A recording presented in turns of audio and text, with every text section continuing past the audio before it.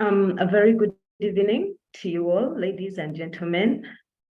Thank you for taking time off to come and be part of this forum, of this engagement, to discuss the opportunities, challenges, and possible solutions of women cross-border traders. As we have more people joining, we could do introductions meanwhile as we wait as well for our speakers. Some haven't joined in yet to start. So we thank you all. And it's a warm evening from Uganda and from all the rest of Africa. We welcome you to our Ugandan chapter. This is our first series for Women and Youth edition. We would like to acknowledge ICOYACA for allowing us as women to join together with the youth to be part of the AfCFTA discussions. So kindly let's start by introducing ourselves. Back here, my name is Johnny Tanasuna, and I am the program's lead, ICOYACA, and as well as WEPA. To discuss more, we shall as well have some of our speakers speak more, especially one that is going to give us the opening remarks, who is representing our president from ICOYACA, shall speak more about ICOYACA as well as Women Economic Empowerment Program for Africa. So kindly let's start with the introductions and as we wait for our speakers to join in. Thank you.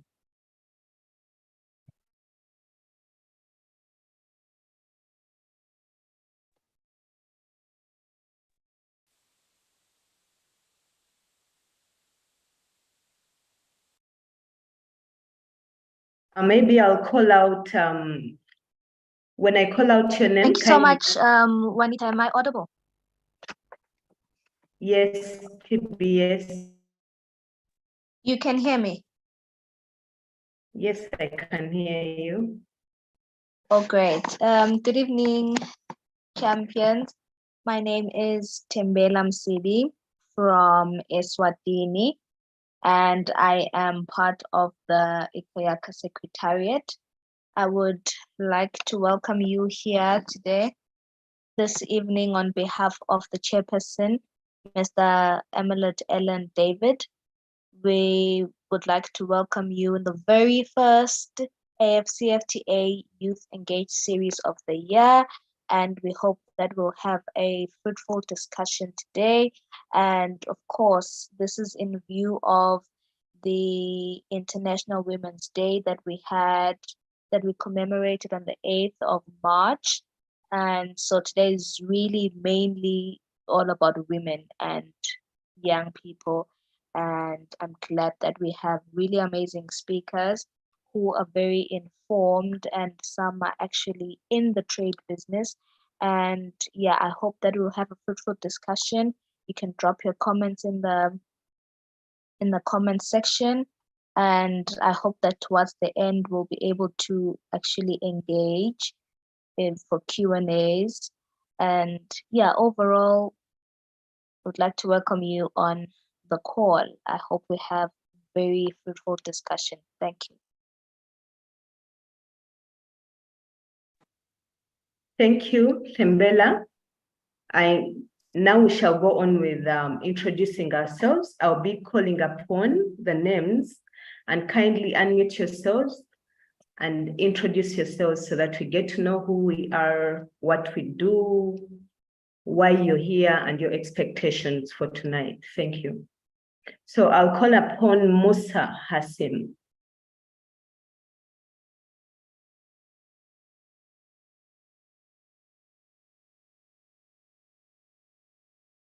Musa, you can, okay, I guess Musa just dropped off. I have Martha Mayuru. Martha, you could unmute and introduce yourself. Okay, thank you. Hey guys, my name is Martha Muiru from Kenya.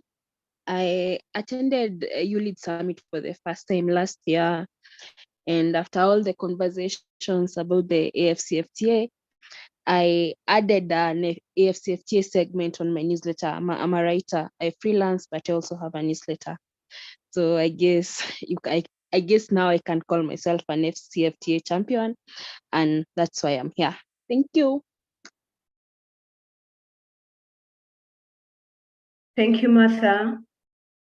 Thank you, champion. And now that you're a woman, thank you for being part of this conversation, the first women edition for the champions. Again, I'll call upon Kondawi Toya. Kindly unmute and introduce yourself.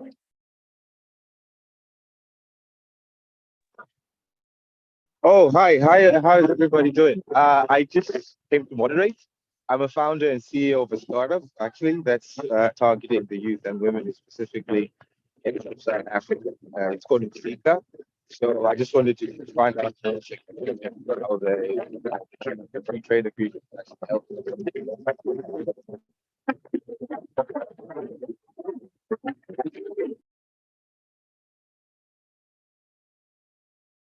Sorry, I guess we lost him along the way, but thank you, Kondawi. Again, we shall call Jemima Muyama.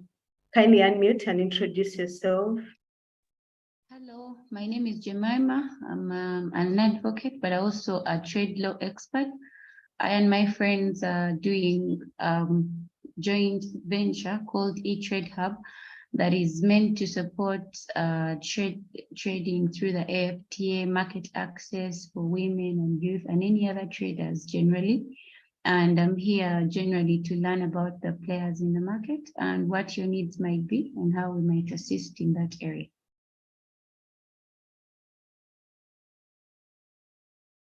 Thank you, Jemima. We shall have Kiza Kakolwa unmute and introduce themselves. Good evening. I'm Kiza Kakolwa. I'm from Tanzania.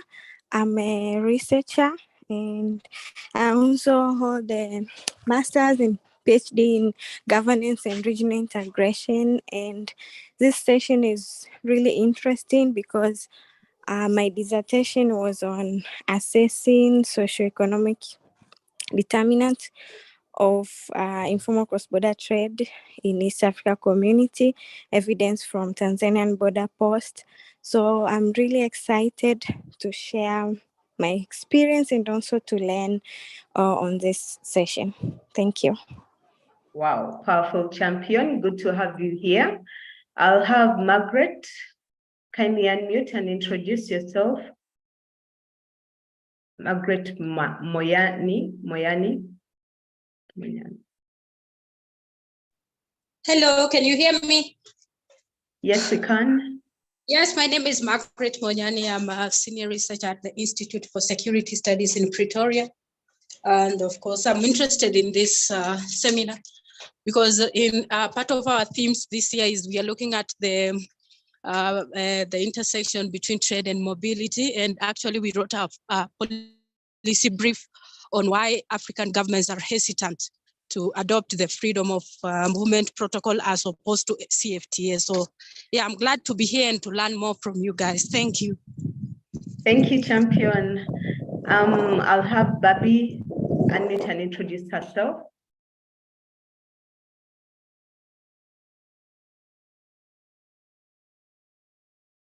Babi, kindly unmute and introduce yourself. Maybe for the meantime, for purposes of time, let's go to Stacy Menga. Kindly unmute. Good evening. My name is Stacy. I'm an entrepreneur in Kenya. I run a construction business. I'm also employed by the government. I'm a human resource professional.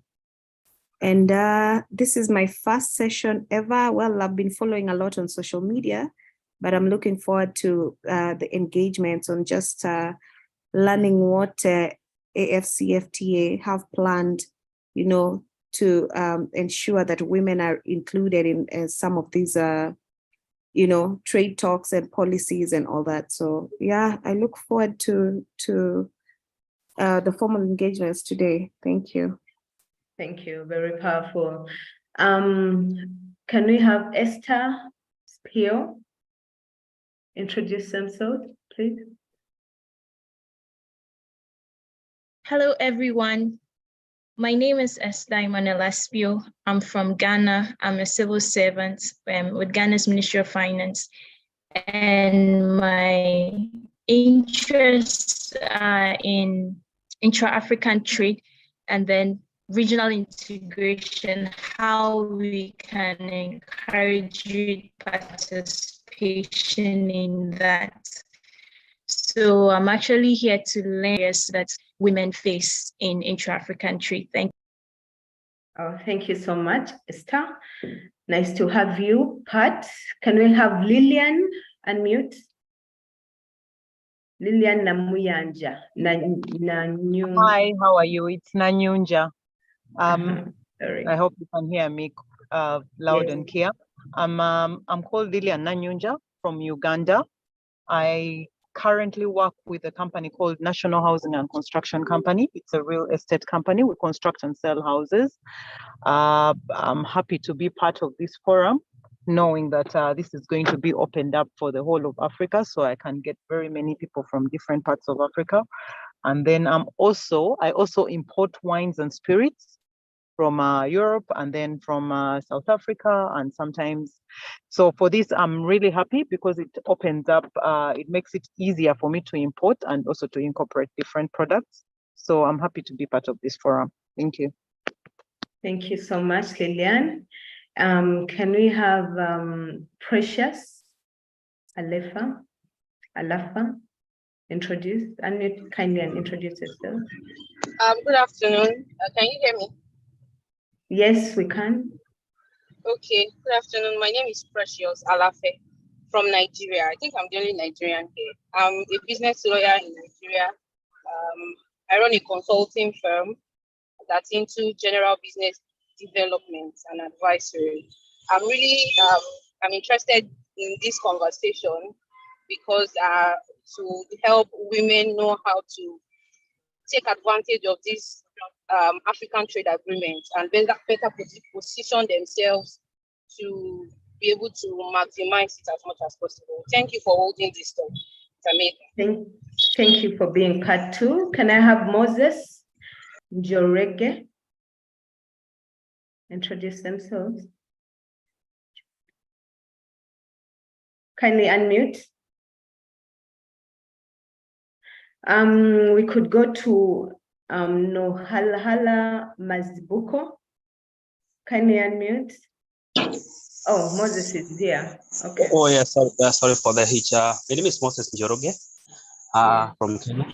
I work with the Micro and Small Enterprises Authority. That's a parastatal that deals with micro and small enterprises, among them being women. I'm based in Busia County, which is actually a border to Uganda.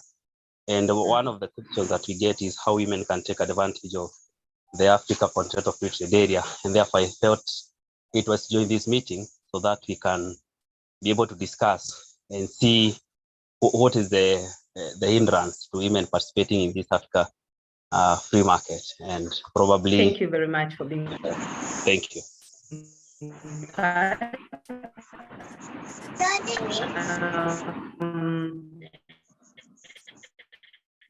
Mazibuko, you could please.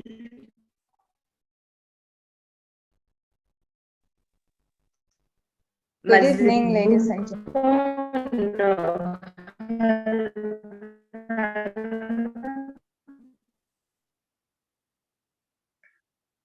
Good evening, ladies and gentlemen. Sorry, can you for hear those me? that haven't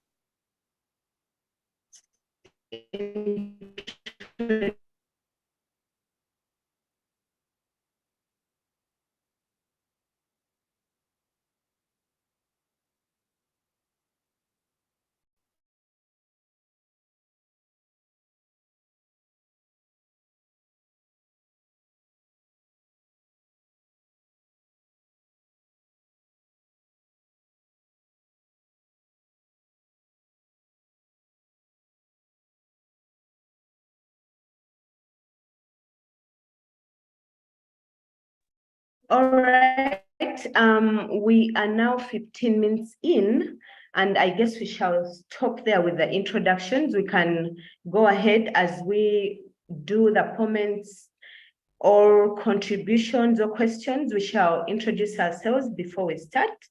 So let's get back on board for all the members and champions, women in all your capacities who are here. We welcome you to this webinar. This forum shall discuss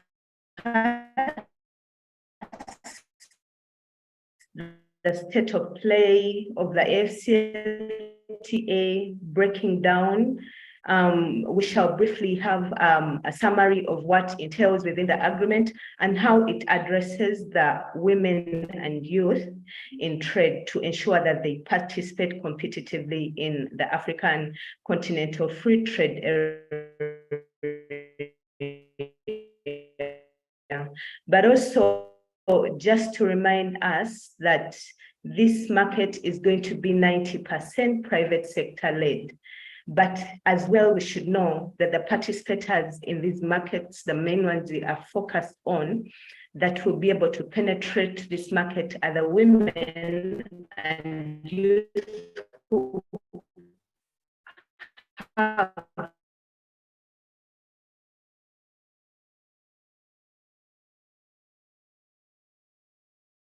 already been participating in cross-border trading, and we're trading informally and are attempting cross-border trading embedded within the AfCFTA lures to the cross-border traders to enjoy as well as benefiting from this market. So today we have our guest speakers.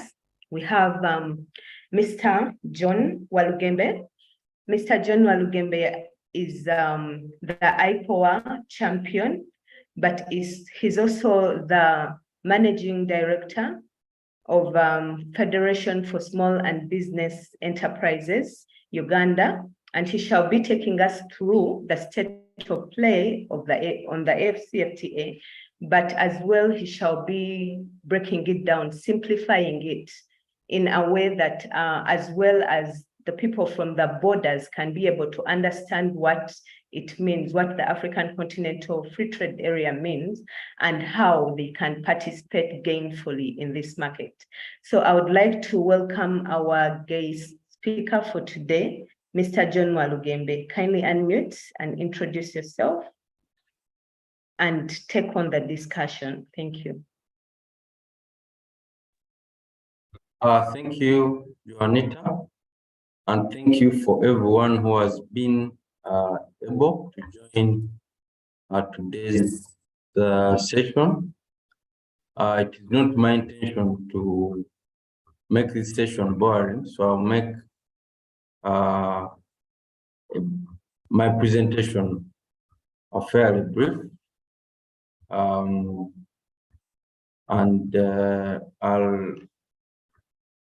I'll try to make a projection. Sorry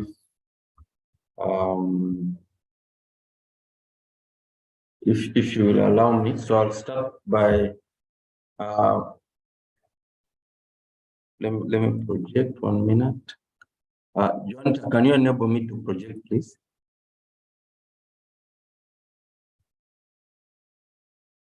Okay. Kindly go ahead.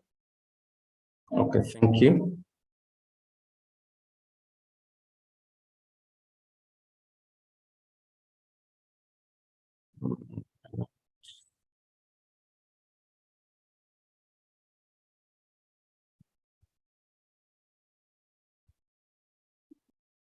Sorry. Minute. Second.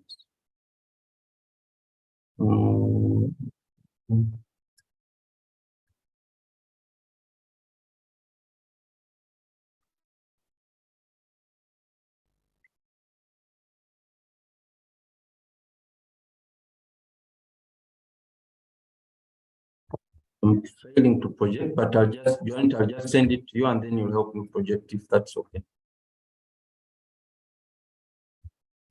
Kindly go ahead, Mr. John. You can be able to project. Try again. You can be able to project. Yes. Now I can. Thank you.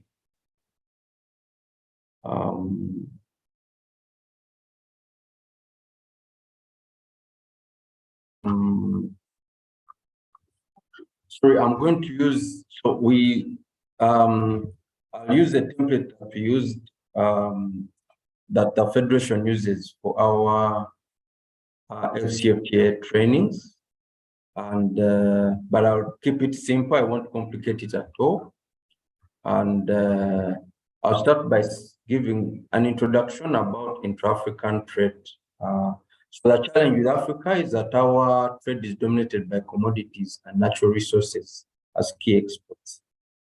Intra-Africa trade at the moment is estimated at only 15%. Now this is compared to Europe. They trade with each other up to a magnitude of 67%, North America 48%, Asia 58%, Latin America 20%. So it's a pity we don't trade with each other. And when we trade with outsiders, it's unfortunate that we are basically exporting raw commodities and natural resources. So we are basically exporting our wealth. The AfCFTA, therefore, is a free trade area where African businesses, traders, consumers, but particularly women and youth, will no longer have to pay tariffs on a large variety of goods and services that they trade with other countries on the continent.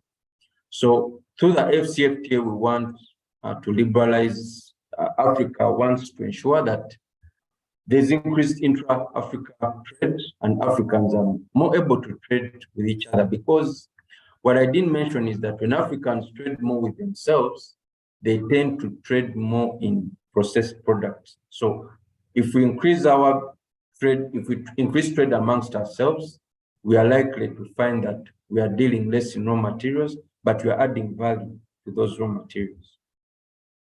Now, the AfCFTA is not new. It's linked to, there's been a bit of a roadmap. So of course, those who may know, the OAU was founded in 1963. In 1980, we had what we call the Lagos Plan of Action for the Economic Development of Africa, which ran from 1980 to 2000. Then we had the treaty establishing the African Economic Community in 1991. And then in March 2018, in Kigali, we had the AfCFTA agreement establishing the African Continental Free Trade Area. Establishing the African Continental Free Trade Area. Now, I've already mentioned that the agreement was signed in March 2018 in Kigali, what we call the Kigali Declaration. And this will combine a number of state parties. It's estimated that it will bring together approximately 1.2 billion people with a combined gross domestic product of about 3.4 trillion US dollars. So this is just, what we are looking at under the AfCFTA. We are looking at free movement of business persons and investments. We are looking at a single continental market for goods and services. And the objective, as I earlier mentioned, is to create a single market for goods and services so that there's free movement of business persons and investments. We want to expand into African trade across regional economic communities, and that's key because under the AfCFTA, we want to build upon the regional economic communities like ECOWAS, like SADC, like the EAC. So AfCFTA is not a competitor to the REX, rather it's a natural progression for the REX. We want to create a single market for goods and services by removing trade barriers, tariffs, and so on. We want to make it easier for businesses, especially small businesses, to trade. We want to remove non-tariff barriers. And what are the benefits? The benefits are you're likely to see the elimination of non-tariff barriers between countries. You're likely to see enhanced competition between industries. And that competition is good because it will see increased innovation. It will see businesses going up the value chain. But you'll also see linkages. It's not just about competition. We'll see linkages across product value chains, and we'll see a likely transfer of technology and other spillover effects. We'll see increased food security, because as a continent, why should we depend on food? I mean, the Ukraine crisis forced the African Union chair to go to Ukraine to ask for food. And now Ukraine, in spite of the war, has been donating food. I think recently they made a donation to Kenya and other countries on the continent. This is unfortunate. I think we can do better in the area of food security. We can also accelerate economic activity through diversification. We can develop infrastructure on the continent and attract foreign direct investment. Because the challenge is that you can't move across the continent. It's expensive. The air tickets, too expensive. The visa requirements, all these things make it difficult to move across the continent. And I think the AfCFTA wants to address some of these things. Now, how is the AfCFTA working? Because we have the guided trade initiative, so some countries are actually already trading under the AfCFTA. So the bottom line is that we want to first of all liberalize trade in goods by removing tariffs on about 90% of goods that AfCFTA of goods under the AfCFTA. Now, they are not going to be reduced uniformly. Certain countries, those countries that do not belong to, that are not LDCs, will have a period of 5 years to remove tariffs on these goods, and then the LDCs will have 10 years to remove these tariffs. So, and then there's also what we call sensitive products, and those have a bit of a longer period. So, for non-LDCs, these sensitive goods will have 10 years as opposed to the 5 years for the non-sensitive product, while for the LDCs, we will have about 3 years, rather 13 years. Now, tariffs will not be removed on all the goods. They will remain on 3% of what we call excluded products. Every country has products that they think are critical, are too important, that they cannot actually be liberalized. These are on the excluded list. There is also the liberalization of services, and I'm not going to go into the details, but what's important is that we also want to see the service sector is playing an important role, particularly for youth. So we are trying to see how do we liberalize services across the 4 modes of supply. Cross-border supply, where you take a service from one territory into another. So if I'm an accountant, I can move to DRC, I can move to Nigeria, that's cross-border supply. Then consumption abroad, a consumer can move into another country. So if I have a school in Uganda, students can come to Uganda to consume the service from here. So that's consumption abroad. Then you have commercial presence. I can establish a branch in probably Botswana so that I have presence, a commercial presence on that territory. And then you also have presence of natural persons, where one member enters the territory of another to supply, a service. So those are the 4 modes of delivery. Just to clarify, under mode 1, I need not necessarily move. So I can be a software engineer, I can do things across borders without me necessarily moving into that country. So therefore, what I call instruments that will make the AfCFTA work. We have what we call the rules of origin. We have the online tariff negotiation portal, through which this was extremely important during COVID because some of the negotiations had to continue. Then you have the non-tariff barriers reporting mechanism, online reporting mechanism. Because as you trade, you are likely to find all kinds of obstacles because not every country will be open to this idea because some domestic industries will be affected. So naturally, non-tariff barriers will be put in place by certain countries. And so what the negotiators have done is to put in place an online reporting mechanism to ensure that those are addressed in a timely manner. And I've put the website here, www.tradebarriers.africa. where you can, report NTBs as well. Then you have the Pan-African Payment and Settlement System, a digital system that helps companies to clear and settle into Africa trade transactions. This is being championed by the AfriExim Bank to ensure that it's easy for Africans to trade. Because you see, in Uganda, you use the Ugandan shilling, you go to another country, you find the Sudanese pound, you go to the Zambian kwacha. So there has to be a system that enables people to trade with ease and seamlessly. And then we have what we call the African Trade Observatory, an online platform that collects and analyzes intra-Africa trade data. So part of the challenge that Africans have is lack of trade information. So the belief is the African Trade Observatory can be extremely important in ensuring that Africans, especially the SMEs, the youth and the women, have access to information in a timely manner.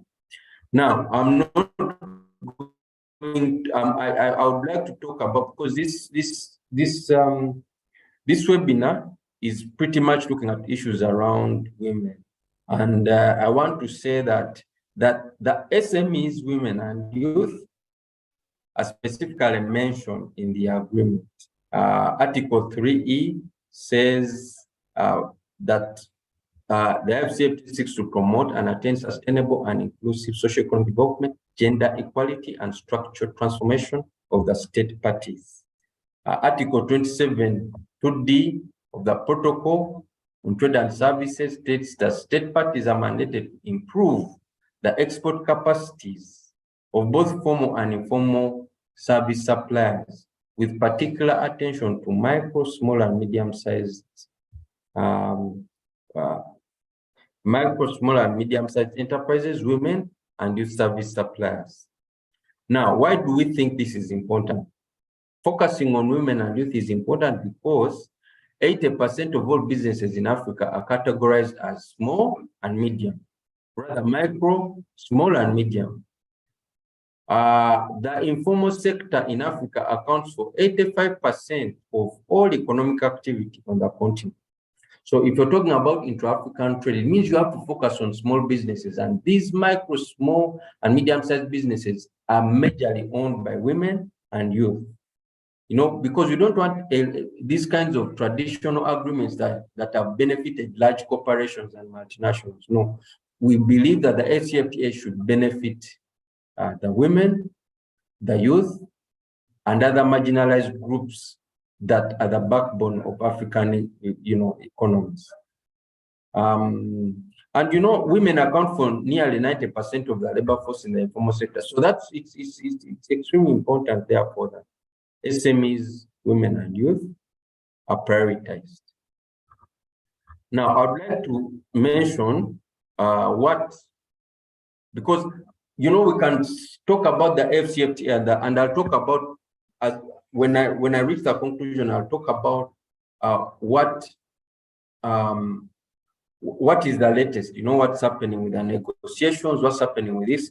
But for most businesses, they will say, okay, this is political talk. These guys have been talking. Today's OAU, tomorrow is AfCFTA, the other day is East African integration, the other day it's West African this. What does that mean for me as a business person? I think the AfCFTA, through the various initiatives, the Secretariat is trying to roll out a trade facility that will support SMEs. So it will possibly lead to better access to trading finance. It will mean that SMEs will be able to grow and enter new markets. The AfCFTA will be an incentive to catalyze manufacturing and create job opportunities for young people. It will simplify the purchase of raw materials from other countries. It will also catalyze partnerships between big farms and small farms in processing raw materials and training them in best practices and so on. And the level of trade between African countries will go up, and SMEs and traders will see more money. Now, before we talk about the latest, what's happening, we also want to talk about what should be done to ensure that women and youth benefit from the AfCFTA, because it's very important to say, well, the AfCFTA is going to benefit 1.2 billion people. It's going to have a combined GDP of 3.4 trillion. But what does it's going to lift 30 million people directly out of poverty? It's going to lift 68 million people indirectly out of poverty. Yes, but what should be done to ensure that SMEs benefit? Because the truth is SMEs and women and youth-owned startups and businesses face several constraints. So what should we do to ensure that they benefit from the AfCFTA? One, we need to support them with information on the AfCFTA, the advantages and the priorities. We shouldn't create a lot of jargon, and that's also part of the problem, that you're either using legal, many people, as they try to explain the AfCFTA, they either hide behind legal jargon or economics jargon. I think that's a disservice to this whole project. We need to simplify and make sure that people appreciate the value and are able to take advantage of it. Two, we need to capacity build. SMEs must know how to benefit. You know, how do I get a certificate of origin? From which entity in my country? If I belong to countries that are currently trading under a guided trade initiative like Kenya or Rwanda or Tanzania, where do I get what? You know, and what does it cost me, and so on and so forth. We must ensure that we support them to access financing. It's expensive to export, and this is the reality. So where are they going to get the money? No, we must ensure that they have access to smooth supply chains. You know, COVID-19 disrupted supply chains. A lot of African businesses depended on raw materials from Southeast Asia, China, Malaysia, Indonesia. How can we support SMEs to diversify and access inputs, preferably locally, in order to create jobs in the local economy? How do we support them to improve marketing facilities? How do we support them to network? You cannot say, I'm going to trade with someone in Tunisia or in Sierra Leone when you don't know anyone there. You must know someone, and you must be supported to network. And then women and youth must also be involved in decision making. This issue of saying, oh, let us discuss. We don't want to have a meeting where 20 men sit down, discuss, and then say, these are the resolutions we have made to empower women. No, we shouldn't take such a paternalistic approach to these things. We need to ensure that women and youth are on the table and they are involved in the making of decisions that concern them. At the national level, yes. At the rec level, you know, at the rec level is extremely important, because recs in this negotiation process, regional economic communities are playing a very, very important role. And then we must ensure that women and youth are also empowered. You know, don't just say we are involving you, but they are not empowered, because that participation will be used. We must ensure that they are capacity built. So this is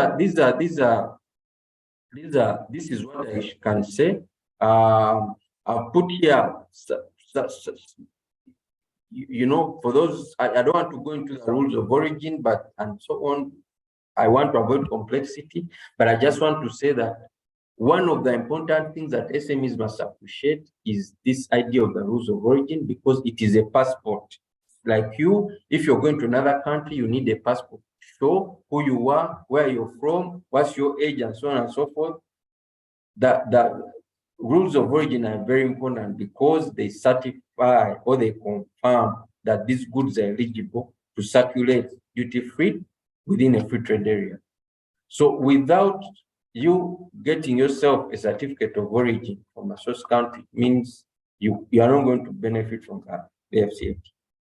And it helps to identify, of course, the goods and things like that. So you see, a certificate of origin can be something like this. I've put it here.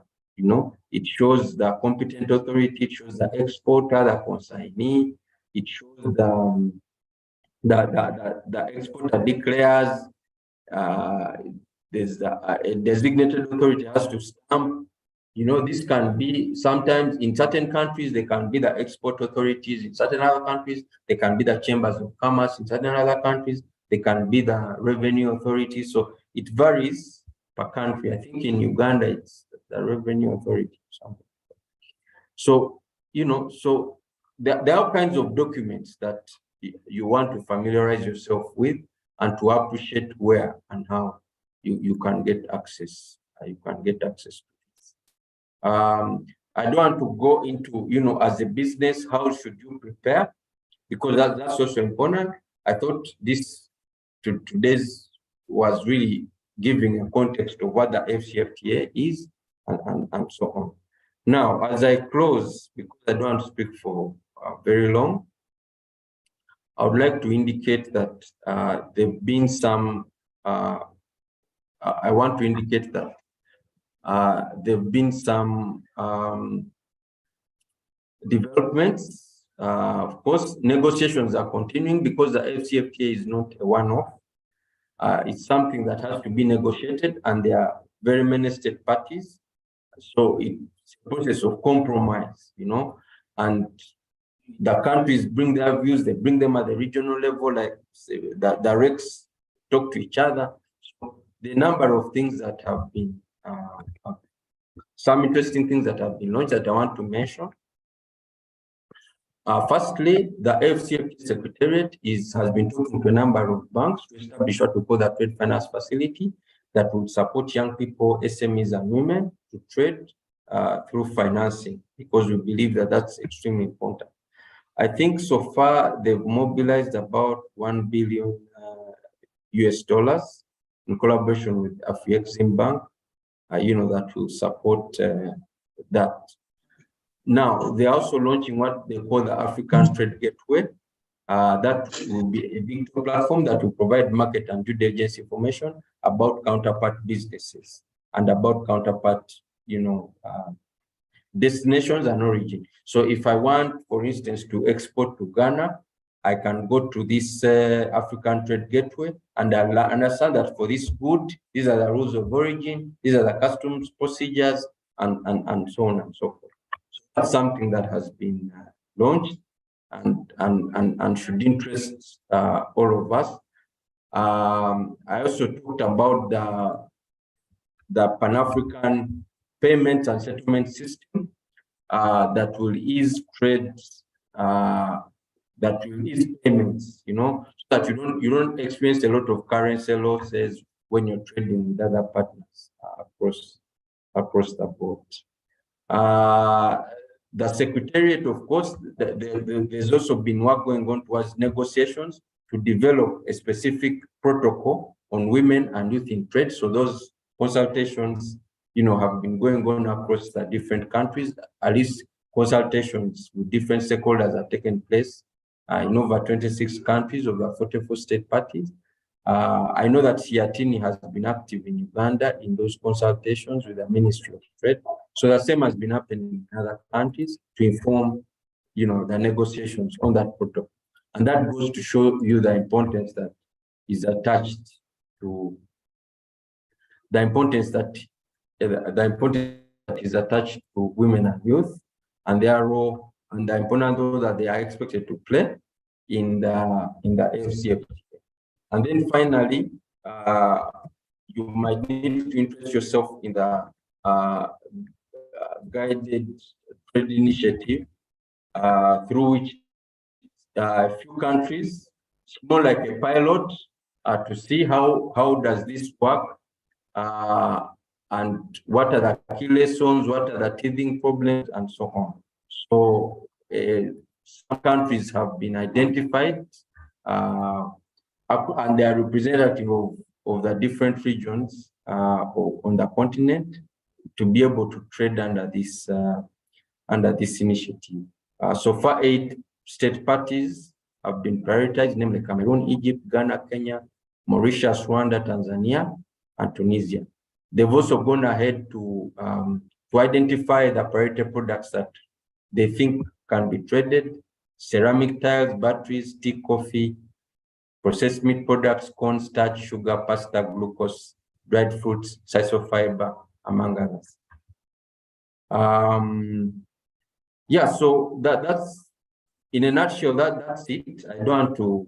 I think I've taken sufficient time, so I'm happy to make sure that this is as interactive as possible. Thank you very much, Juanita, and allow me to hand back over to you. Thank you very much, John. For those who are not present, John Walugembe is the ED, Federation for Small and Medium Enterprises in Uganda, FSME. And FSME is the umbrella organization for small and medium enterprises in Uganda, but as well is the Ugandan champion, ICOYACA, Independent Continental Youth Advisory Council on the AfCFTA. So I think he has really done us justice. He has touched on the state of play, but as well, he has addressed how the AfCFTA as a policy in general will be able to address the women and youth in trade, but also he talked about the provisions present. He talked about the Women and Youth Protocol, which is part of the policy proceedings within the agreement that addresses the inclusiveness of this market to ensure that it is fully participated by the women and youth. So thank you very much, John. You have done us some justice on that agreement, but as well, I would like to also call upon the other speakers. It is very important that we simplify this information, because we said we are working around women and youth cross-border traders who are informal in setting. So when we make the language very technical, it is an injustice to them. They don't even know where to start from. So we would like to simplify the information to make it understandable so that majority of these informal cross-border traders can be able to benefit. So thank you very much, John. Now I will call upon her very own, in her very own voice, the women representative of women cross-border traders, informal cross-border traders, Irene Biaruhanga. Irene Biaruhanga is a trader trading on the border between Uganda and Congo. She's going to give us a live experience of what happens at the borders, how good is the trade there, how gainful is the trade, but as well, what are the challenges within. But as well, she'll be giving us her proposals and recommendations to be able to address some of these issues within the AfCFTA to ensure that cross-border trading is enjoyable and beneficial for the women in trade. So thank you very much. Irene, kindly unmute yourself and share with us. Thank you. Thank you very much. Good evening, everyone. My name is Biaruhanga, yes, as already introduced. I am from Goli Mahagi border, Goli being in Uganda, and Mahagi being in Democratic Republic. Yes, I operate at this border, not as a single women trader, but we are in a group of women, which is under the umbrella of Goli Cross-Border Women Traders Cooperative. Yes, this cooperative started a year back in 2019, though it never started as cooperative, but as an association where we traded very informally, and individual. Each person would go on her own in her business, and in that we met so many challenges, among which we have many of them. And from there, 2020, during Corona time, we had to receive an organization, AFC, at our border. This organization gave us the activity that they are going to operate, they are going to do at our border. These were among these activities, one of them were to train women traders on how to do the business across the border, how to work as a group, as a cooperative, which is known nationwide, internationally, and even regionally. They also brought in the aspect of cooperative, being in cooperative and how to operate a business in the cooperative. So we look at this as a very, very good opportunity for us. We started as 15 members association where we did only money saving and the lending. We could lend money to traders who are also informal traders. Then they give back us with some small interest. After listening to the benefits that AFC as organization came along with, we took the advantage and joined as many groups. We started mobilizing many other women, the women traders who are facing different challenges at the border. We invited them, we mobilized them, we sensitized them, and we grew from the membership of 15 to over 30, where we were able to register as a known national or at the level of district, were well known even at the level of national. So we became a known cooperative, where now we started operating as a group and as a cooperative since 2020. Now, as we are operating across Golimahagi border, what were the challenges, or what are still the challenges that we are facing this informal kind of trade? We have number of challenges at the border, which we faced before, but though some have been eliminated, but we still, I'll take this advantage or this chance to list them out. It has not been easy at the border to access information on trade rules and custom procedures. And as a result, many women remain still informal because they have no information, they have no what to do. They do not know what to do as cross-border traders. They're still, majority are still informal. They're still informal in that they are still moving in unwanted route and unwanted way of doing trade. We also have this information challenge because of the language. You know, like Golimahagi border, majority of people do not know the English language.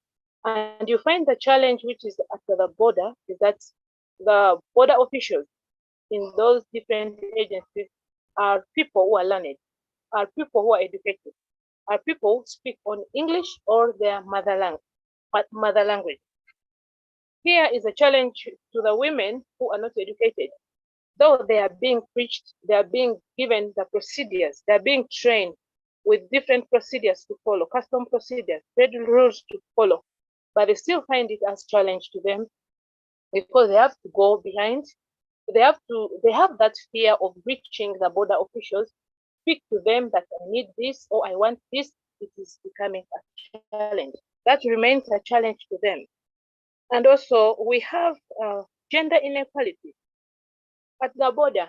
If particularly at our border here, I do not know how it is on other borders, you'll find 99% of officials are all the male officials. Yeah, they are male officials, whereby it is becoming, or it has been so difficult for women to come and approach a man in case of any issue. We have challenge here where a woman is faced with a challenge in the process of transacting her business. Now, when she needs help, or she will need the help from an official who are supposed to help her, they find it is difficult to express your challenge to a man. So 99% of border entities formed by male only, is a big challenge to women because it's not easy for a woman to go to a man telling him that I, for example, been raped, or a police person or any security or any authority has done this, which is against my right. It is not easy for a woman to just get that courage and speak to an opposite sex. We also have challenge of access to finance. Yes, women in our culture, culturally, or looking at their level, it is not easy for a woman who is ready to do the business, not only across the border, maybe between Uganda and Congo, and who would even feel like now that opportunity is coming for the women to go and trade far beyond our borders. It is not easy for a woman to access the finance. For example, from finance institution, when a woman is ready to go and get money from the bank, for example, it's not easy because they will always ask the woman to give collateral, will give the property you have, the proof of the finance you have, the fixed income you have on your account. And that is not easy for a woman to provide. Instead, the woman will have to call for the husband to come in, maybe sign based on what he has. And when that money is given, that money is not at the liberty of the woman to use in order to upgrade or scale up her business. That is a challenge that the women are facing, how to access the finance for their business. And also we have the challenge of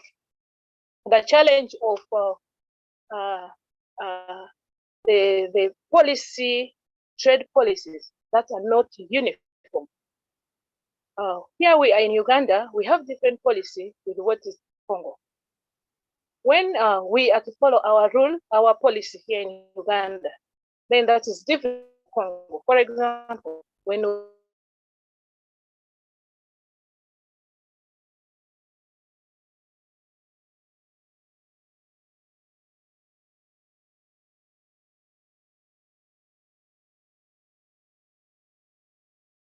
Hello, Irene. I don't know. I think she's breaking off. Irene, we don't seem to hear you anymore.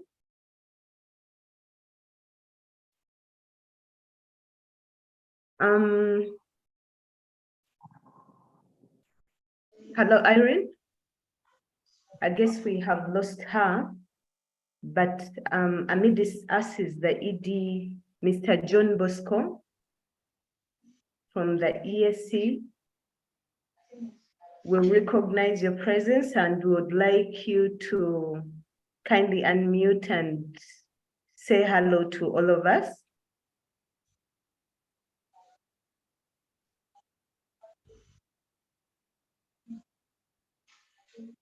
Mr. John Bosco, we could use these few minutes.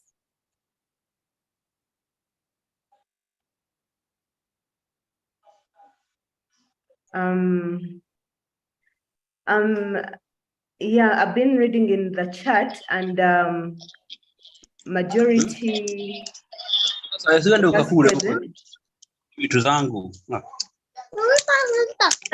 Benson, kindly mute yourself, and Moses.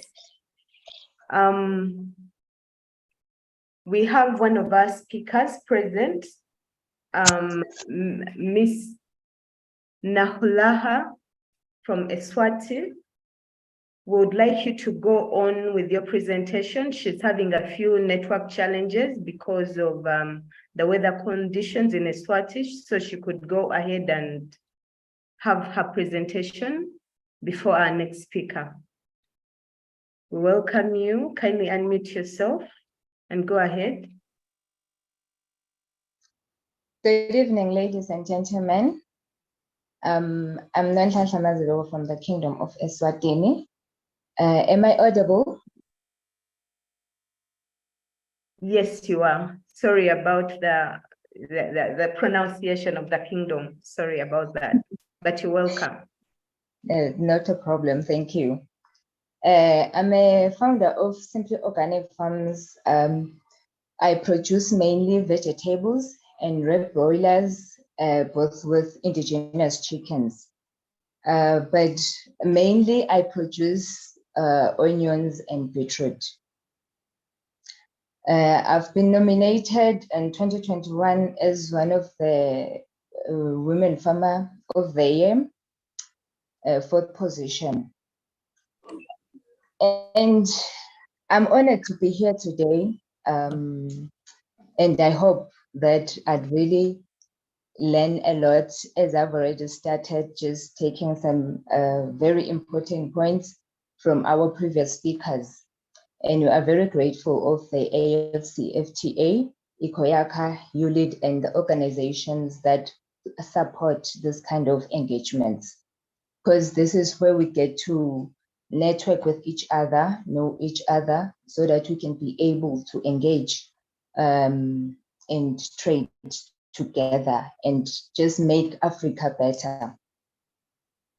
Thank you very much, Mazibuko. Would like you to take us through how you have attempted to export your farm produce and what challenges have you faced in the process, and how do you think they can be resolved? What are the solutions to those challenges? Thank you. Thank you so much, Janita. At the moment, I'm not exporting, but I'm still just trading within the country of Eswatini. And we, as Irene has said before, that we are facing a financial problem, financing problem as women in business. And we know that women really play a very important role, even in the communities, because we are able to transform communities and families, the society as a whole, and the continent as a whole. We have a huge problem when it comes to finance, and we seem to not, we are not able to get access to finance, as there are many many red tapes that when it comes to applying for finance as a small business person. Because I myself operate in the rural areas, and in these rural areas we have a lot of women that are really producing and working hard. You can see their produce, it's even ready to be in these big markets, but you find that they are still operating using the informal way. They don't even, their businesses are not registered, they are not tax compliant, and they don't even keep these financial recordings. So you find that these days we do have a lot of funding opportunities in the internet. So now we need to look at a way that how do we make those women be able to be eligible for this kind of financing? Because you find that we have venture capitalists, we have grants, we have loans, which is something that is common in our countries. But how do we make those women be eligible for the grants and loans? And I think that we really have a huge assignment of training these women. Like, let's just go out there and train these women so that they can be able to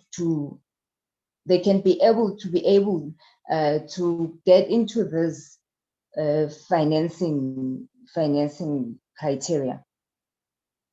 So we have a very big assignment to go in these rural areas, because you find that they're not able even to use smartphones. They don't have smartphones themselves. So we need to introduce trainings so that they can be able to be eligible for this financing. And another challenge that we're facing is women traders. It's that, specifically, I'll talk about Eswatini. Here in Eswatini, we have a high import dependency. And you find that when it comes to fruits and vegetables and other agriculture related products, this makes it so difficult for local women traders to compete with these big companies, these big corporates. So measures are to be put in place to counter unfair competition. These local products should be popularized I remember in 2021, I was in a co-ops meeting. It was Lesotho, Botswana, and Eswatini. And I met this young group of people from Botswana. They were telling us that in their country, they have limited the number of imports coming into the country. So they are now able to produce within the country, and they are able to circulate their produce within the country, so that these local farmers, these local entrepreneurs can be able to be empowered, their businesses can be able to be empowered, and they also can be able to scale up their business. And I can say that we can't deny the importance of standards law and food law. However, women traders should be trained on these standards, these global gap standards, these HACCP standards. The practice has to be done day in and day out. Like, we need to train these women to practice this day in and day out, so that they can be familiar with the standards that are being in the market, that controls the market, so that they can be able to enter those markets and be able to scale up their businesses.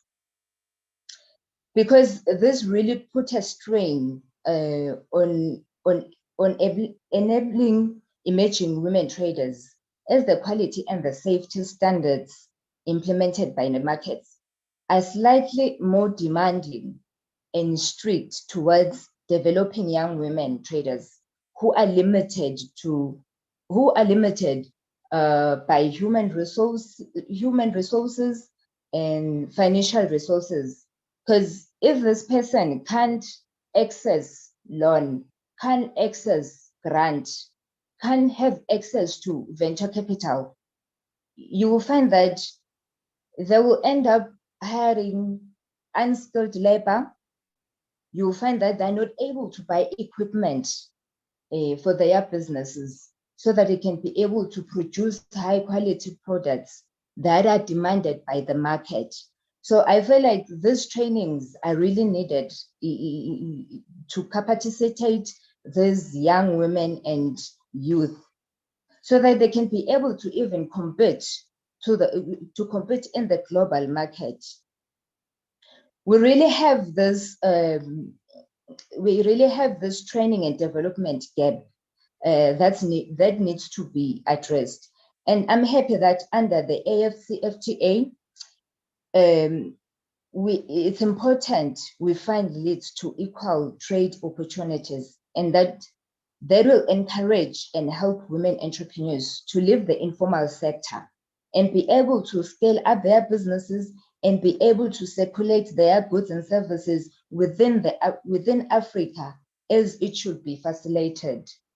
And I think another problem, a challenge that women face as business people, we really don't have time.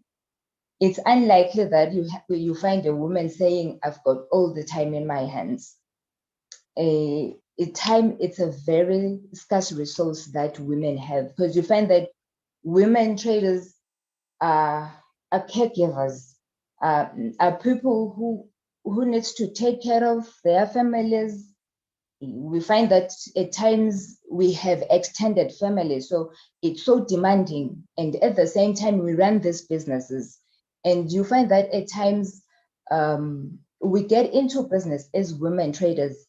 We get into business whilst we are having a day job. So we have this limited time to engage and look at our finances and be able to market our businesses, like physically. So I think as women traders, we really need to get into digital tools, the digital marketing. We really need to be friendly with technology, make friends with technology, as we are the 4IR generation, I think we really need to get into digital tools, because this will help the financial health of our businesses and increase the sales and be able to hire more employees as the business expands, as you get more of this, more of sales into your business. So I think we really have this training and development gap as women. So we need to go out there and capacitate and empower those women so that they can be able to scale up their businesses and be of their business be of a formal nature, not run in the informal sector. And Thank I you really believe very in that. much. Thank you very much, Ms. Mazibuko. And you mentioned something to do with standards, and that's the elephant in the room. Because you cannot cross the borders if you compromise on standard, but usually that is complicated language for majority of the women informal cross-border traders, and it has led to a lot of rejection of their products at the border. So that is a very strong point and a key point to take upon, but also address more to break down what do we mean when we talk about standards, and how can women be able to address standards to be able to participate competitively. But as well, you have mentioned something to do with digitalization, which is also a very key aspect and a tool to support cross-border trading. And also another take home we have from you is that we do businesses at the same time we are on job. So it takes us away from concentration of making our businesses work and more tradable.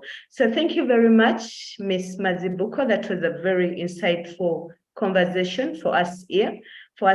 And now I would like to call upon Ms. Dorothy Kimuli. Ms. Dorothy Kimuli is the ED, D&M International Limited, chili producers in Uganda. Ms. Dorothy shall be taking us through the opportunities that embedded within the AfCFTA for women cross-border traders, but also for women in business.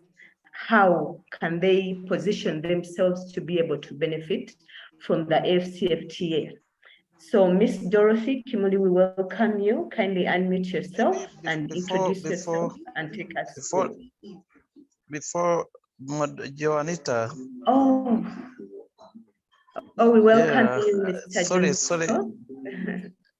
Thank you very much. I want to thank all the organizers, and thank my brother who made the presentation, the chairman, the CEO of the Confederation of SMEs. I've been listening attentively from all the speakers and the lady who was from Gori Mahagi on the challenges and the women encounter, including the lady from Etwani, who also highlighted the issue related to standards and SPS measures. So I think the discussion also need to boil down on the simplified trade regime. You know, at the EAC, we have this instrument called Simplified Trade Regime, which enables women to trade across border with ease, with minimal challenges. And it is a tool that is now even being adopted at the CFTA level. The women have been requesting for a threshold. The current threshold is around $2,000 US. They have been requesting to raise it to $5,000 US. So I wanted to hear from all the participants and also the speaker in terms of how does that instrument work or support the women. Again, I know AFC has a trade information desk at the border, which would enable women to access information related to standards, information related to customs. Does those desks work or they don't work? So those are some of the things that we need to interrogate even before we talk about the wider markets, the opportunity presents, but let's look at the lake level, what we call regional economic communities level, what is working and what is not working. So as we negotiate for the protocol that will look into the issues of women and youth, at least we're able to know that some of these instruments at the regional level are working, others are not working. So I thought I wanted to share with you that kind of reflection. At the EABC, working with Yara, we are pushing for a venture capital fund dedicated specifically for women. That fund will make it easier for women and youth to trade across borders. And we are trying to push hard to ensure that we create that venture capital fund for women and youth.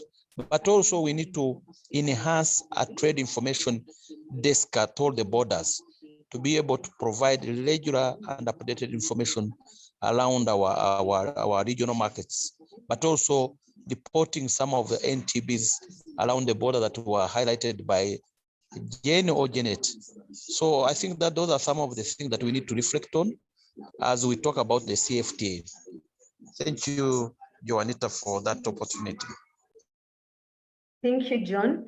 I think we have, I don't know if Irene is still there to give us the experience if the desk, the information desk is working.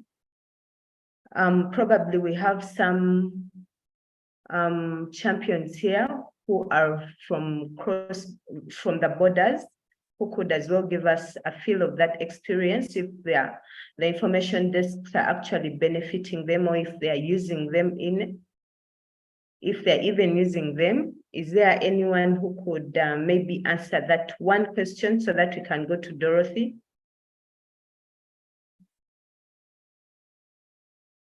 I think I saw Boniface. Boniface, maybe you could let us know if Boniface is an EAC representative, and he could tell us if the information desk is actually benefiting the women in trade, the cross-border women.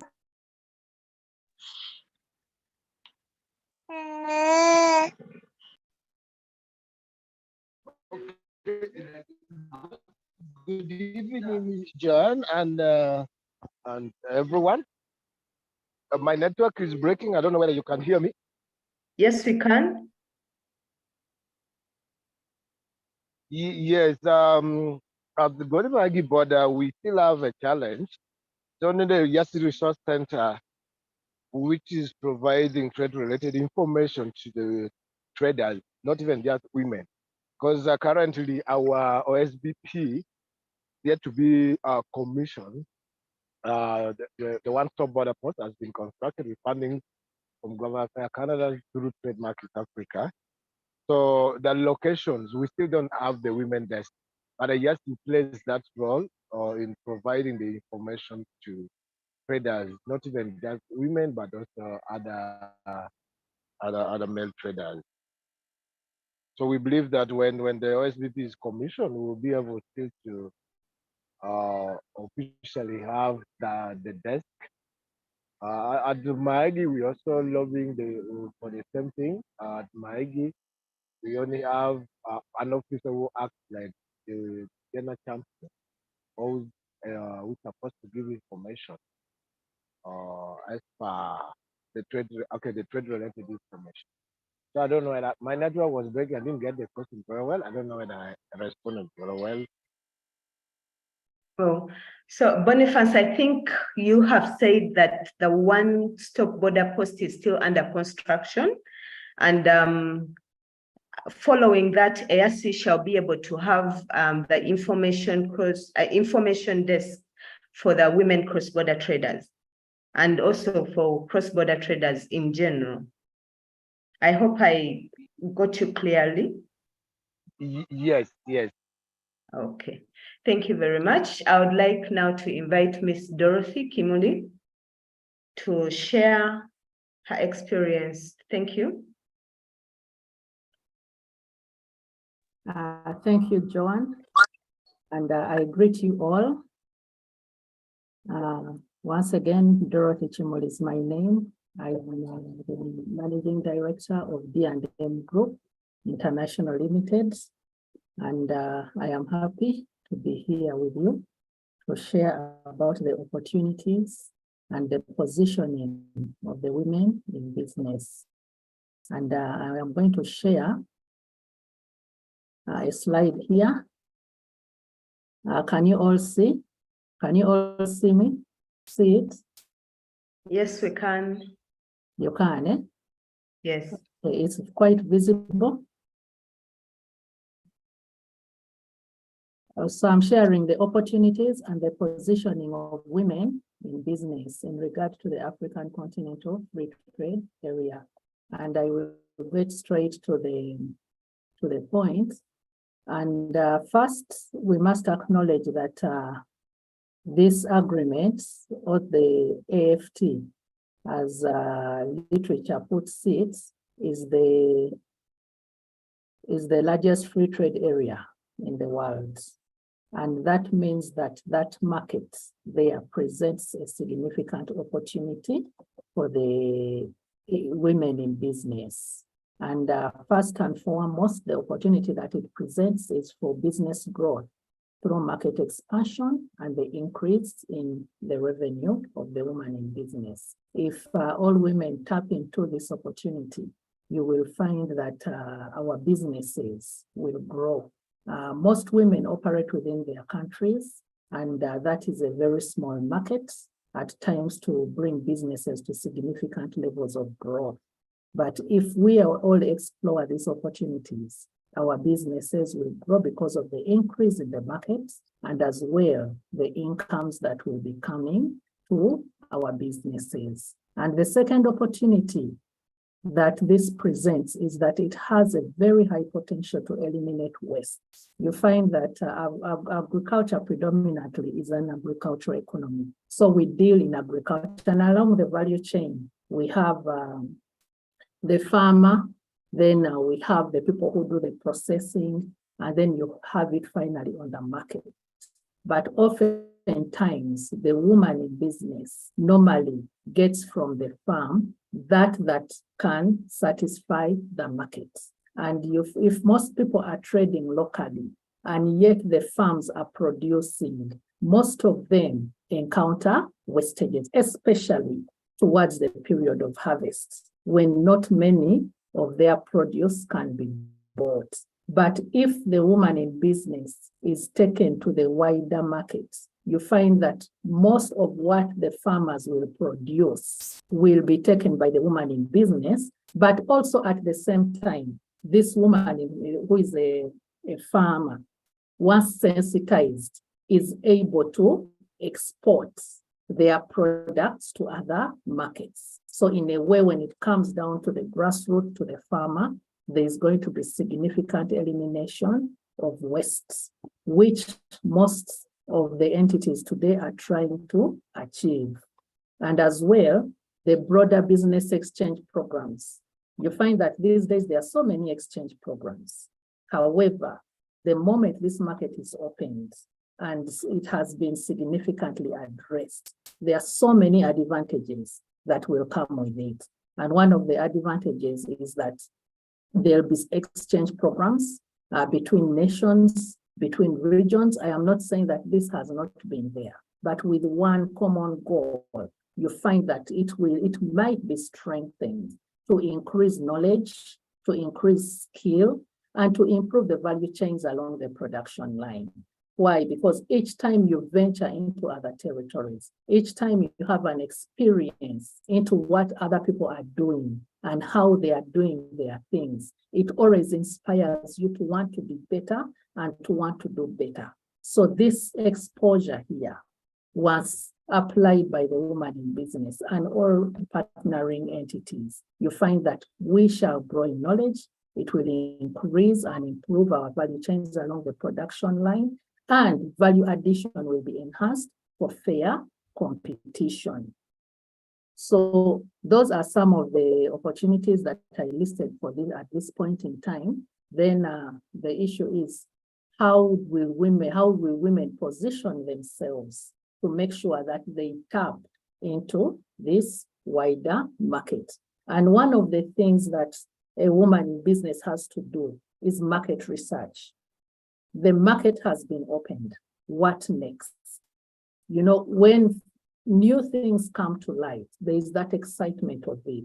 And probably there is the desire to rush into tapping that opportunity with the hope that it will bring significant impact into your business. But what is most important is that as women in business, we are going to position ourselves by one, knowing what is entailed in this market.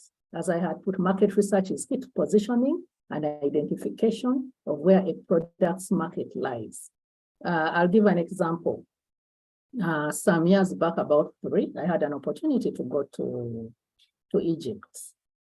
And it was a trade fair and a conference at the same time. So I always thought, that was my assumption, that the Egyptians love chili. But then when I was finally there, I realized that it's not a community of very hot chili. So I did not make the sales that I wanted or that I had hoped to make. So market research helps in the way that I have my business. Africa has been opened. Over 55 countries have been opened. But which countries will best consume my product such that I target my interest towards those countries, but not the entire 55 countries? So that is what a woman in business has to do. Know your market research, know which countries will tap into your products to benefit you as a woman in business. Number 2, what are the trade requirements to trade in those countries? Most times when we trade, say I'm in Uganda, and if I've secured my product in Uganda, my trademark is secure in Uganda, people work on the assumption that if I go to Kenya, Nairobi, or if I go to Botswana, if I go to Egypt, if I go to South Africa, that protection will apply. But we must also know that with whatever country we go into, we must be able to protect our products. It's not just crossing the border because they have been opened for trade, but it is knowing what are the requirements that will enable me to thrive in this business beyond my country. And one of the things that most SMEs do not know, or most women in business, is that they do not know that their products must be protected. Their brands must be protected. And secondly, there are certain license requirements that probably must be fulfilled in those countries in which they want to trade. There are those who want to put their products in supermarkets and other shops, but there are those who will want to settle in those countries and put businesses in those countries. They must know what are the requirements for me to be able to transact in this country. We also must have an appreciation of the environment in which we are going into. What is the lifestyle of the people in this environment? And that will help you in terms of branding, which I had put as one of the products down. If I understand the lifestyle, will the branding that I use in my home country work in that country? Or should I make a product and brand it in a way that will appeal to the people in another country? Should I use another language when I'm branding my product? Like you'll find that Africa, in some of the African countries, they are Arabic. They speak Arabic. Can you caption some of your brand in Arabic for better understanding? So that entails in market research before we venture into those markets. And then secondly, we must also develop products for yes, we do develop products for the local markets, but do these products adapt to the tastes of the export markets? And that also goes into the market research, that my chili may be good for the Ugandan, but does the flavor suit another country? Or must I know what appeals to them and still maintain my chili in its hotness, but put in a flavor that appeals to the majority of the target market that I'm looking for in that country or in those countries? So those are one of the things that a woman must do to position themselves. And secondly, a woman cannot work independently.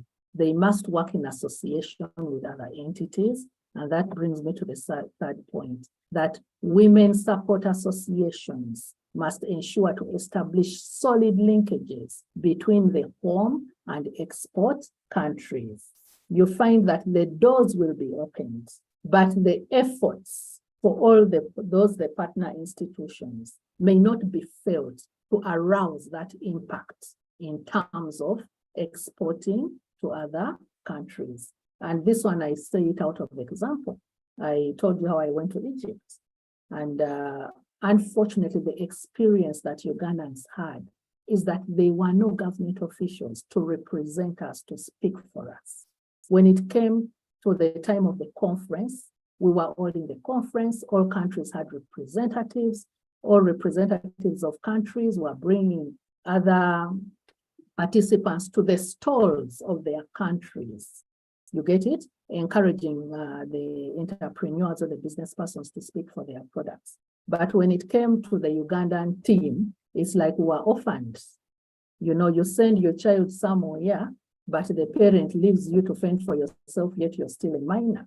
So as in the context of Uganda and probably other countries that are doing the same or that did the same, it is important that the women associations or the women support associations and the government entities, when it comes to implementing such great activities, must ensure to establish and maintain and show presence of support of the woman in business to ensure that their businesses progress through those linkages that have already been established. Because an agreement can be on paper, but the practicality of it is what makes sense. And then another thing that the women support associations must do, again, in relation to other entities, is to ensure that institutional support to develop measurable programs. Measurable, the reason I'm talking about measurable is because, yes, trainings have been done. We have gone for workshops. You get it? But are we measuring the impacts to arouse significant growth to lead us to that journey or to where we want to get to? So we must have measurable programs that build the relevant skills development, understanding on the requirements and conditioning for scaling businesses for the international markets. To train is not sufficient.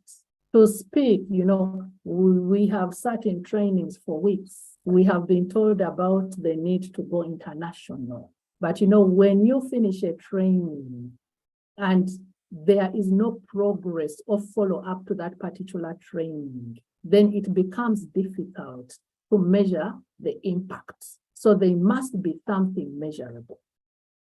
And another thing which was already talked about was digital trade, digital advertising and marketing. When we talk about this program, which I know that most of us women in business have not yet reached. Like, I'll give an example. Just producing this slide took me a lot of time. And yet when I looked at Mr. Walugembe's slide, you could see the art and everything in it. But the question is, how many women in business can even do something simple like this one I have done? Not many. How many people can talk about digital trade? Many are still looking at it from the traditional perspective. And yet the world is changing, the world is evolving. When we talk about trading across borders, we are talking about the digital space. There are so many platforms that have come up today that can enable us to trade across borders. China is bringing its things here inside 2-3 days. They are trading. But the question is that while we embrace the African Continental Free Trade Area, what percentage of the women in business in the context of Africa in those 55 countries know even what digital trade is? And if they do, how can they utilize these platforms to realize significant impact, yet with minimal costs? And also, that is something that the woman in business must be sensitized on. They must be significant, serious, and committed and dedicated institutions to train the women to ensure that they master the art of digital trade. And that brings me to the same point I had talked about. What must we do? They say knowledge is power. Dorothy? Yes. Dorothy, sorry for interrupting in your discussion, but kindly summarize. We are lagging behind. Kindly summarize. Okay. Okay, when we talk about digital trade, what a woman must also do in digital trade is intellectual property rights and protection. We are trading across borders already informally, but are we protecting our products? Someone in Kenya or South Africa could have already protected my brands. And by the time I go there, I'll find that I either have to purchase it from them, we have to go to courts to get it back. You get it, and that is a lot of money spent. So that is what a woman in business must do. Then another thing is that you cannot do without management information systems when you're trading across borders. You must have those systems in place. Financing was talked about. I have just highlighted on branding and packaging. That is very significant to make sure that we satisfy markets beyond our borders. Another thing is language. Women in business must position ourselves to appreciate all languages, or at least the basic languages. If I'm going to Kenya, can I speak Swahili? So we must make sure that we diversify. You don't only stick to your national language or your local languages, but we must endeavor to get languages from other countries. Thank you very much, Dorothy. That was an awesome presentation. I'll read a bit from the chat, about 2 comments from the chat. I have Miss Lina Asimwe. She was saying something about standards, how important standards are in the AfCFTA. And again, we have Miss Dorothy will be sharing the presentation. So in case you missed anything, we shall be sharing it. And then we have also Akeda Benson. He says that considering the challenge that 99% male employed at Goli border hinders women to freely share business issues due to the fear, as Irene Biaruhanga tightly mentioned, it needs training of women on inclusive gender mainstreaming at cross-border businesses. As well, we have again a comment from Dr. Kalisa saying, what are the main issues that you all need to be addressed? So we shall be taking 2 questions now. We are running late. We shall be taking only 2 questions. Kindly unmute. Raise your hand and unmute and ask. We want only 2 questions, and then we shall be having our closing remarks from the chairperson, ICOYACA.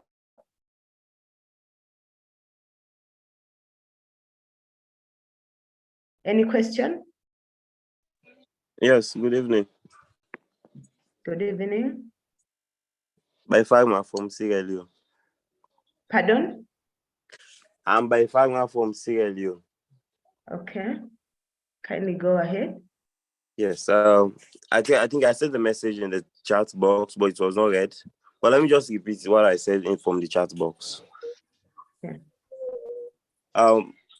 At first, I want to thank you all for the opportunity. I think it's a great one. I want to make clearance on just to assist on the side of accessing to finance. So like what some of the SME they are doing here, those small entrepreneurs, I think we have what we call VSLA, that is Village Savings and Loans Association, which they are using to manage their homes and the rest. They are using it to manage their business. That's by so doing, by like every week, they'll be having a specific day in the week where they will sit as a team. They contribute certain amount.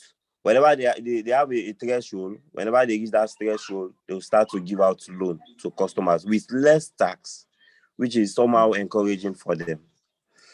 So now on this cross-border trading for women in Sierra Leone and as far as Liberia, this Marionette area, MRU, Mano River Union, women are coming all the way from Liberia, pass by Sierra Leone to Guinea to do their business.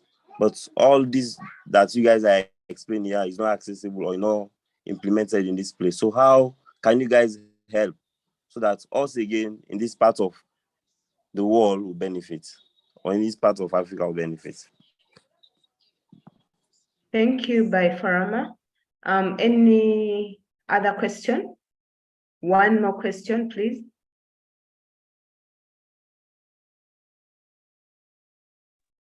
I see a hand up, Bonita. Hand up. Okay. Kindly unmute yourself and go on, please. Yeah, thank you so much. This is Mariam Babu from Busia border. I'm a trader, and I've heard about like women positioning ourselves. Yeah, do market research. But as we are entering the CFTA, that wider market, are we doing something to do with the harmonization of payment? Because actually, we are trying to do digital business with the CFTA partner states, but the problem is payment. How are we going to address this of payment harmonization? This goes to the experts in the webinar, the meeting. Thank you so much. Thank you very much. And I think these are very good points for Mr. Kalisa, since he was looking for the issues to address within the agreement, the issue of payment and the issue of finance. Mr. Kalisa, if you're still present, maybe you could have a few minutes to answer to these questions.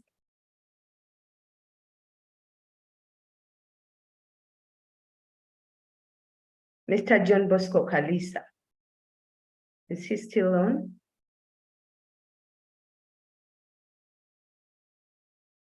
Benson, in just 1 minute, kindly unmute yourself, please.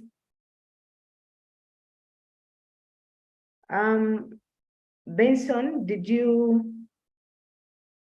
Akenda Benson, 1 minute, please. Ask your question. I don't know if Mr. Kalisa is present to answer to some of these questions. Or Mr. John, maybe you could have something to share around these questions, around the issue of harmonization of payment and access to finance.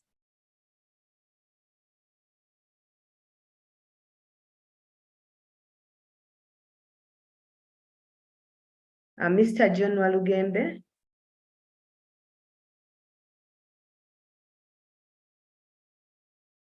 Mr. John Walugembe. Probably. Hello? Oh, yes. We have been having a question from Mariam Babu, a cross-border trader, asking if there are any measures that the policy is taking in to harmonize payments, which is one of the strongest challenges that cross-border traders are faced with, as well as there was a question on the issue of access to finance. Maybe you could have responses. Okay, so there are I think there are two main initiatives that I alluded to earlier. There's the trade finance facility, through which the AfCFTA is trying to work with particular banks to ensure that sufficient trade finance is available to support SMEs, women and youth that want to trade across borders. Now, this is still work in progress. I'm a bit hesitant about working predominantly with banks because our experience has been that banks tend, in their models around risk and so on, tend to leave out the most vulnerable. So they tend to leave out the micro businesses, the women.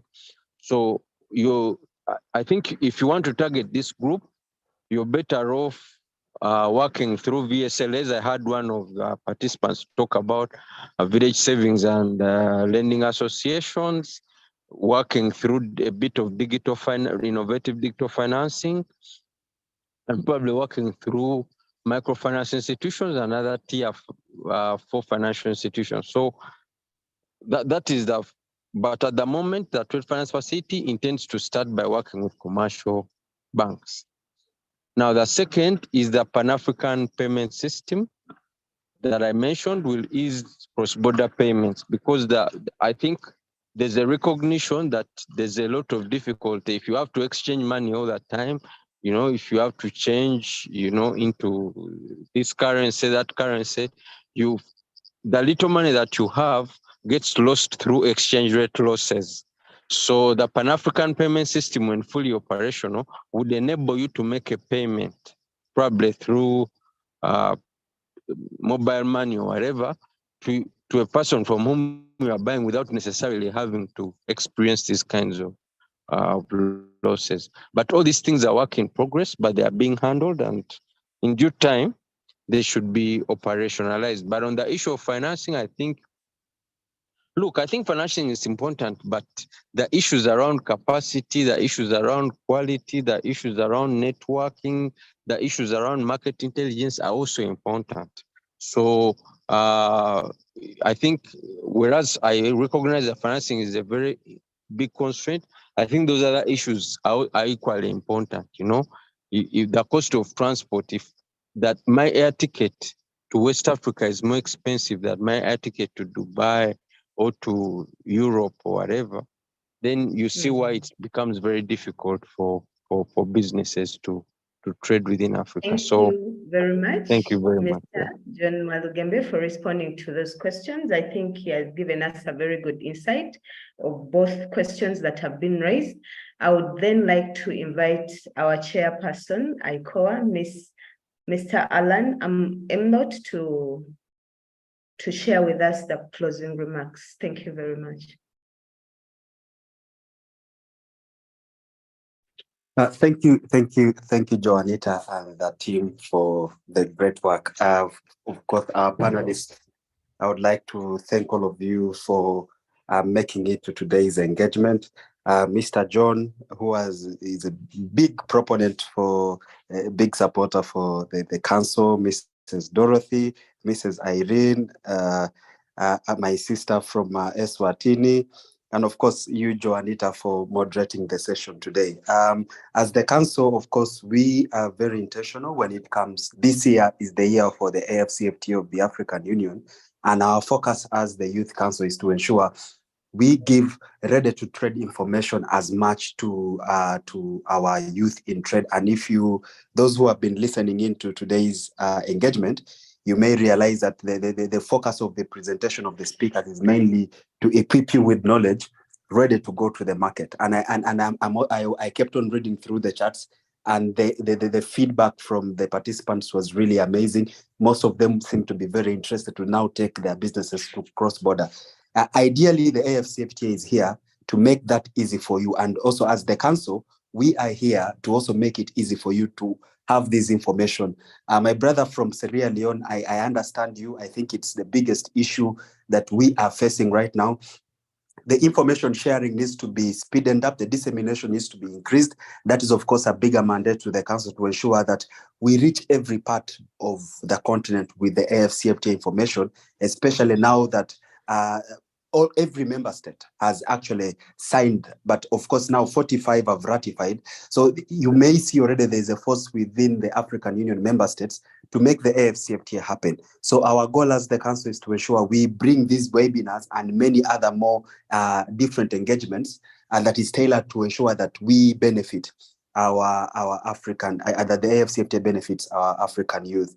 So as the council, again, we next month, we will be in Cape Town, South Africa, for the AfCFTA Business Forum. Again, a platform where we will be able to raise some of these issues you've raised in this dialogue, which of course focuses on continuously sharing more information about the AfCFTA, and also interesting our member states, because our member states are not that participating in the process to create awareness on the AfCFTA. It's mainly these youth organizations, organizations like For My Brother, John, who are trying as much to work with different development partners to ensure that this information is going out.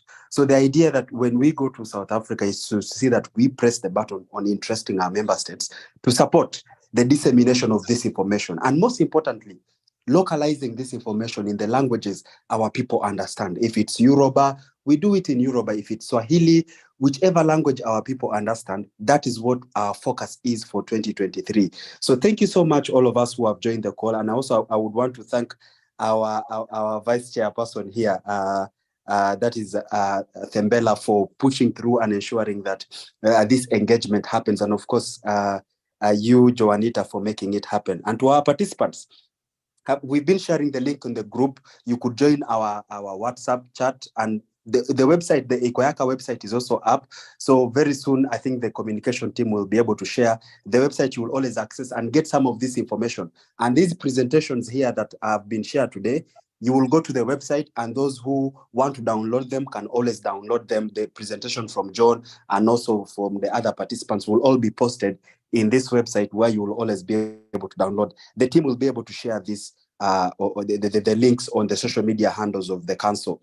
And maybe lastly, as I conclude, Mariam Babu, thank you. I think if you can reach us, maybe we are also very intentional as the council to see that we strengthen cross-border associations.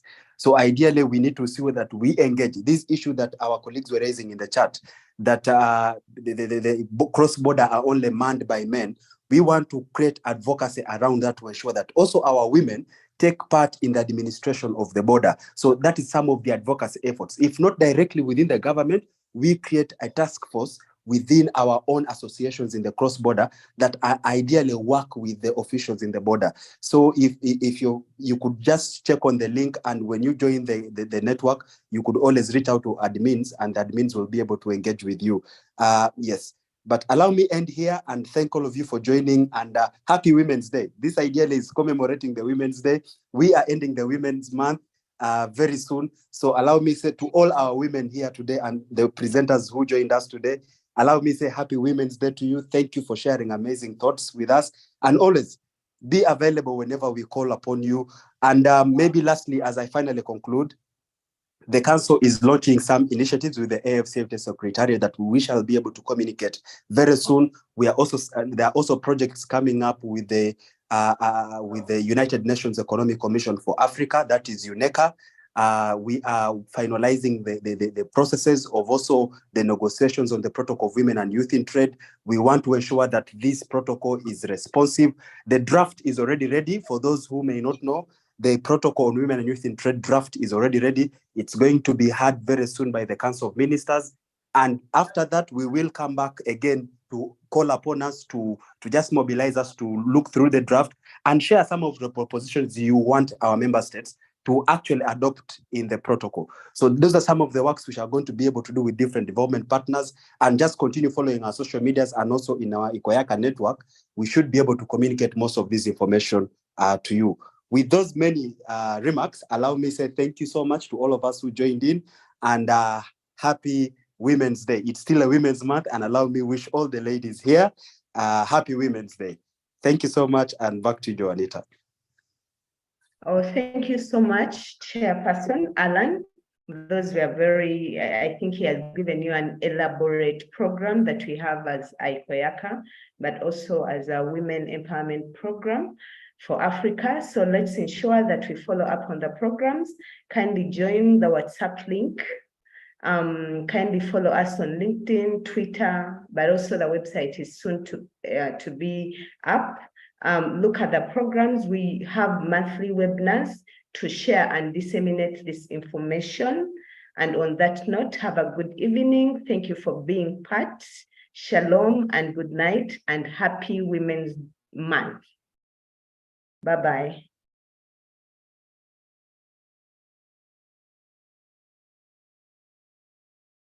Bye-bye and good night.